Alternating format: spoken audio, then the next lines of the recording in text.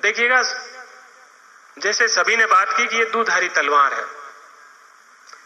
Social media का सकारात्मक उपयोग होना चाहिए और विशेष रूप से देखिए, जीवन में कुछ बनना है तो त्याग तो करना ही पड़ेगा। मान के चलिए, आपके दिमाग में हमेशा एक बात बिठानी पड़ेगी आपको कि कुछ खोना पड़ेगा आपको। बिना खोए जीवन में कुछ भी नहीं पा सकते। कुछ पाने के लिए कुछ खोना ही पड़ेगा, मेहनत करनी ही होगी। सोशल मीडिया के ऊपर ग्रुप बना के कुछ नहीं पाया जा सकता।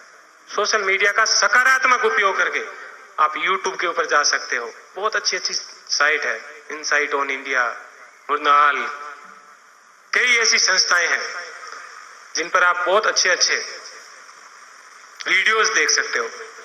अपना जो ज्ञान है उसको उसमें और वृद्धि कर सकते हो। जब कभी शाम के समय में देखिएगा, मैं युवाओं को एक बात बताना चाहूंगा कि आप ये मत सोचिएगा कि नौकरी लगने वाला कोई बहुत बड़ा हो गया या मैं कोई बहुत बड़ा हो गया। ऐसा कुछ नहीं है। हर व्यक्ति परेशान रहता है। एग्जाम वाले दिन उतना ही परेशान रहता है। उसको यही लगता है कि यार मेरा कुछ नहीं होगा, लेकिन उस समय अपने आप को मजबूत रखना होता है कि नहीं, मैं करूंगा। आज तक मैंने जितना पढ़ा है उस चीज को मैं अच्छे से आज एग्जाम के अंदर देखूंगा। मुझे डरना नहीं है, बिल्कुल भी एग्जाम से डरना नहीं है। एग्जाम से पहले बहुत ज्यादा अपनी स्थिति खराब रहती है। एक दो दिन अपने को कुछ समझ में नहीं आता, अपन तनाव में रहते हैं। उस समय थोड़ा बहुत योगा करें, थोड़ा बहुत मेडिटेशन करें, घर वालों से थोड़ी बहुत बातचीत करें। बिल्कुल भी अपने आप के ऊपर प्रेशर को हावी नहीं होने दें। यदि प्रेशर हावी हो गया तो एग्जाम देने के बाद जब अपन वापस बाहर निकलते हैं तो अपने दिमाग में ये चलता है कि यार ये बहुत ही सरल प्रश्न था और मैं गलत करके आ गया, जबकि ये प्रश्न मेरे को आता था। तो इस चीज से बचने के लिए अपने ऊपर तनाव हावी नहीं होने दें। जब भी आपके ऊपर तनाव हावी होता है, आप पढ़ते पढ़ते थोड़े से खड़े हो जाइए, ठंडे पानी से मुंह धोइए, थोड़ा इधर उधर घूमिए, कोई गाना आता है तो ऐसे उसको गुनगुना लीजिए, वापस पढ़ने के लिए बैठ जाइए। लेकिन ऐसा नहीं हो कि बाहर निकल गए कहीं घूमने के लिए बहुत और पूरे दिन ही बाहर ही घूमते रहे। 2 मिनट के लिए निकले थे पूरे दिन, उससे आपके ऊपर प्रेशर और ज्यादा बढ़ जाएगा। अपने आप को मैनेज कीजिए। सबसे बड़ी दिक्कत होती है अपने आप को मैनेज नहीं कर पाते हैं, और यही एग्जाम के अंदर असफल होने की सबसे। और यदि आप असफल हुए हो तो कभी अपने आप को झूठी सांत्वना न दें। ये न कहें कि मैं 1 नंबर से असफल हो गया, 2 नंबर से असफल हो गया। घर के जो अनपढ़ हैं उनको पता नहीं होता है। अधिकतर विद्यार्थी यही कहते हैं कि यार 1 नंबर कम पड़ गया, जबकि सच्चाई ये होती है कि 100-200 नंबर पीछे रहते हैं एग्जाम के अंदर। आप उस सच्चाई को स्वीकार कीजिए कि नहीं, मेरे इतने नंबर कम रहे हैं। अपने घर वालों के सामने भी उस चीज को एक्सेप्ट कीजिए। थोड़ा सा आपको महसूस होगा, आपको फील होगा कि यार कहीं न कहीं कमी रही है मेरे अंदर। आपको अंदर से महसूस होगा। सब लोग आपको कहेंगे कि यार तू पढ़ता नहीं है, तो आपके अंदर ऐसे फीलिंग आएगी नहीं यार मुझे पढ़ना चाहिए।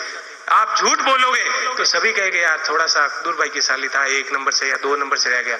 और धीरे धीरे अपने अंदर वो इस तरह से लोगों की सिंपैथी लेने की एक आदत डेवलप हो जाएगी, और अपने साथ ऐसा ही होता रहेगा। और जब समय बीत जाएगा तो अपने को ऐसा फील होगा कि यार वो तो गलत हो गया। फिर आखिर में यही होगा कि जब चिड़िया चुग गई खेत अब पछताए क्या होगा था। फिर उसका कुछ भी नहीं होगा।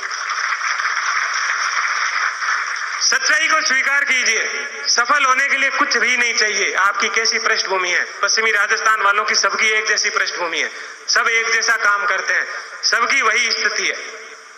मत घबराइए उस परिस्थिति से। उस परिस्थिति को ही तो मात देनी है, तभी तो जीवन में असली मजा आएगा। जब रेगिस्तान का जो तपती धूप होती है, आप सोचिएगा, और किसी खेजड़ी के नीचे एक ठंडा घड़ा हो और वो पानी का भरा हुआ हो और अपन एकदम प्यासे हो, वो घड़ा जब अपने को पानी से भरा हुआ मिल जाए और अपन उसका पानी पीने के बाद जो प्यास अपनी शांत होती है, उससे जो खुशी होती है, क्या उसको अपन शब्दों में व्यक्त कर सकते हैं? नहीं कर सकते हैं ना उसको शब्दों में व्यक्त। इसलिए मेहनत कीजिए, और मेहनत करने के बाद जो मिलेगा उसकी खुशी का कोई ठिकाना नहीं है। और गलत काम से कहीं पर सफलता मिली, कुछ भी हुआ, तो वो ज्यादा समय तक टिकेगी नहीं, और उसका अंजाम भी पूरा होता है, और जिसके लिए अपन कई बार बदनाम भी होते हैं। इसलिए विशेष रूप से इस बात का ख्याल रखिएगा कि बदनाम नहीं होना है। मेहनत करके अपने को है वो सफलता पानी है। हमें सोचना है कि हमें क्या करना है, हमारा उद्देश्य क्या है जीवन का, अपने लक्ष्य को बांधना है, उसके बाद में पूरी शिद्दत के साथ उस चीज के लिए लग जाना है। फिल्म भी देखते हो तो उससे भी कुछ सीख मिलती है ना। एक ओम शांति ओम फिल्म आई थी, उसमें लिखा हुआ था कि यदि कुछ सोच लेते हैं, पूरी शिद्दत से यदि किसी चीज के पीछे लग जाते हैं, तो ईश्वर भी उस चीज को अपने पास लेके आ जाते हैं। इसलिए परिश्रम से कभी मत घबराइए, ईमानदार रहिए। और अभी तो हम नौकरी तो लगे हैं, जीवन तो पूरा बाकी पड़ा है। अभी जिम्मेदारी हमारी बहुत ज्यादा है, बहुत ज्यादा जिम्मेदारी है। अभी हम सफल इंसान नहीं हुए, अभी सिर्फ हम नौकरी लगे हैं। हम सफल उस दिन होंगे जिस दिन हम कुछ अच्छा काम कर देंगे। अभी तक हमने कुछ नहीं किया है, अभी तक हम सिर्फ नौकरी लगे हैं, उसके अलावा हमने कुछ भी नहीं किया है। ऐसा कोई हमारा ऐसा काम नहीं है जिसको हम उदाहरण के रूप में आपके सामने रख पाए कि हमने ये काम कर दिया है। इसलिए मेरा सभी से यही निवेदन है, और विशेष रूप से माताओं से, कि अपने बच्चों का ध्यान रखें कि वो कहाँ उठता है, कहाँ बैठता है। मैं पुलिस के अंदर हूं, तो मेरा जितना पुलिस का अनुभव है आज तक का, बहुत छोटा अनुभव है, लेकिन उस अनुभव के अंदर भी मैंने ये देखा है कि आदमी अपराधी क्यों बनता है, उसकी संगति क्या है। कम से कम और नहीं कुछ कर सकते तो शाम के समय अपने बच्चों का इतना तो ध्यान दे दीजिए कि ये किसके साथ उठता है, किसके साथ बैठता है, ये दिन में क्या करता है, ये कहाँ जाता है, कहाँ क्या कर देगा। अभी तक मेरे सामने 2 ऐसे केस आए थे जिसमें उसके माँ बाप ने बच्चे को ये बोला था कि तू इन बच्चों के साथ मत रह, नहीं तो तू जिंदगी के अंदर कहीं ना कहीं फंस जाएगा। उस बच्चे ने बात नहीं मानी, और उनके माँ बाप की कमी भी ये रही कि उन्होंने उसका निरंतर ध्यान नहीं दिया, और आज वो सलाखों के पीछे है। इसलिए कभी ये स्थिति न आने दें, अपने बच्चों का विशेष ख्याल रखें कि वो किसके साथ उठता है और किसके साथ बैठता है। इस बात का यदि आपने ये ख्याल रख लिया तो आपका ये भी ध्यान रखने की जरूरत नहीं है कि कितने घंटे पढ़ता है। और एक मेरे युवा साथी हमेशा मेरे से एक प्रश्न करते रहते हैं कि भाई कितने घंटे पढ़ाई करनी चाहिए अपने को सफल होने के लिए। मैं आपसे यही बात कहना चाहूंगा कि पढ़ाई को घंटों में न बांधिए। चाहे आप 24 घंटे पढ़ोगे तो उससे भी नौकरी नहीं लगेगी।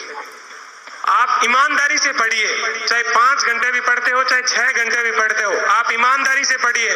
पढ़ते समय आपका दिमाग सिर्फ और सिर्फ पढ़ाई के अंदर होना चाहिए, उसके अलावा कहीं नहीं। जिस समय फेसबुक चला रहे हो बिल्कुल फेसबुक पे ध्यान रखिए, जिस समय खेल रहे हो बिल्कुल खेल के ऊपर ध्यान रखिए, लेकिन जिस समय पढ़ रहे हो उस समय तो कम से कम मोबाइल स्विच ऑफ कर दीजिए। जिस समय पढ़ रहे हो, मैं आपसे सिर्फ यही कह रहा हूं कि आज के इस समय में टेक्नोलॉजी आ गई है, आप फेसबुक से दूर नहीं रह सकते, आप व्हाट्सएप से दूर नहीं रह सकते। लेकिन गीता के अंदर भी कहा गया है कि इंद्रियां हैं, आप इंद्रियों को दबा नहीं सकते। दबाओगे तो ये कुछ गलत करेगी, लेकिन आप इंद्रियों को व्यवस्थित कर सकते हो। इसी प्रकार से टेक्नोलॉजी है, आप इसको छोड़ नहीं सकते। छोड़ोगे तो दूसरी तरीके से आप इसको अपनाओगे तो ये होगी अपने पास, लेकिन व्यवस्थित तरीके से इसका कैसे सदुपयोग कर सकते हैं। जब पढ़ रहे हैं तो कम से कम उस समय इसका उपयोग नहीं करें। अपना दिमाग सिर्फ और सिर्फ पढ़ाई कर, जिस समय जो काम कर रहे हो अपना दिमाग सिर्फ और सिर्फ उसी काम के ऊपर होना चाहिए। चाहे पढ़ाई कर रहे हो तो पढ़ाई के ऊपर होना चाहिए, खेल रहे हो तो खेल के ऊपर होना चाहिए। हर काम को उतनी ही इंपॉर्टेंस दीजिए। आपको जीवन के अंदर निश्चित रूप से आपको है वो सफलता मिलेगी। अब मैंने लगभग है वो सभी बात आपके सामने रख दी, और सारांश के रूप में मैं यही कहूंगा कि सब घर जाकर एक बार अपने घर को देखिए। युवा साथियों से मैं विशेष रूप से कहूंगा, आपको मार्क्स की वो लाइन हमेशा याद आएगी।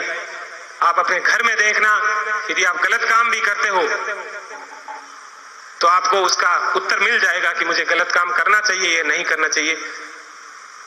आप देखोगे कि आपके पास कुछ भी नहीं है। मार्क्स ने कहा था कि दुनिया के मजदूरों एक हो जाओ, तुम्हारे पास खोने के लिए कुछ नहीं है और पाने के लिए पूरी दुनिया है। तो यदि आपने घर जाके देखा तो आपको पता चलेगा कि अपने पास कुछ भी नहीं है, लेकिन एक शक्ति आपके पास है, वो पढ़ाई। यदि आप पढ़ लिए तो पूरी दुनिया आपके पास है।